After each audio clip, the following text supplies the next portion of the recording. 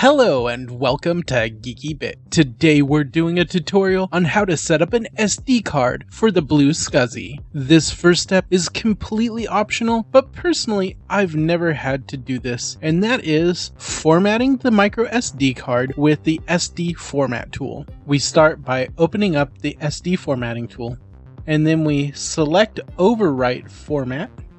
And then what we will do is make sure we have the right SD card or drive selected, and then we click format, and then that is it. So the next thing you have to figure out is, do you want it to be FAT32 or exFAT? Well, you always want it to be exFAT because you can have larger image files up to 2 terabytes. Not that you could have drives that big, but you can have files up to that size. exFAT is also supposed to be faster as well. Here's how you set up the SD card for exFAT. So you right click it and you go to format, and then you select file system and to go exFAT, and then you click start once you have it selected. As you can see here, I've copied over a file larger than 4 gigabytes, showing you that the exFAT format allows you to copy over much larger files. So it's a little different on the Macintosh. We actually want to open up the disk utility and click on our SD card, and then we click erase, and then we can name it, and then under format we can actually select whether we want it to be exFAT or MS-DOS FAT, which is FAT32.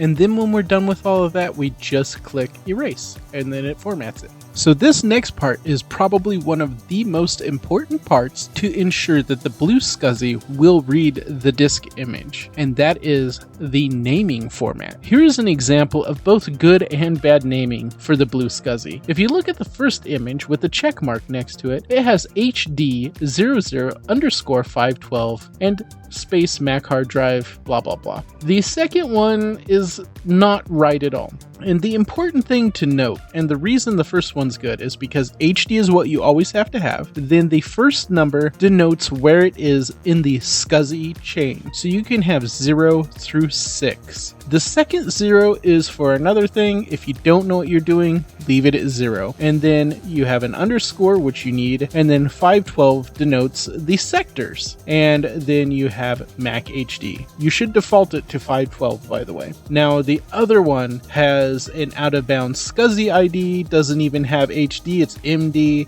and then it is formatted way too long. You can only have 32 characters, and I believe that includes the file extension as well. Another thing people forget is spaces also count as characters. So you followed this tutorial and you're still not able to get your SD card properly formatted for your BlueSCSI. Well, let's do some troubleshooting. So if you didn't do the first step that was optional of the SD card formatter, now's the time where it is now mandatory. So go ahead and try that. So you've tried the SD card formatter and that hasn't fixed your issue. Next, you can try another SD card and see if that resolves the issue. And one thing to note is you can see if the SD card you're using has a fake volume size, so in other words, a fake or bogus SD card. But at lower sizes, they're typically not faked as often.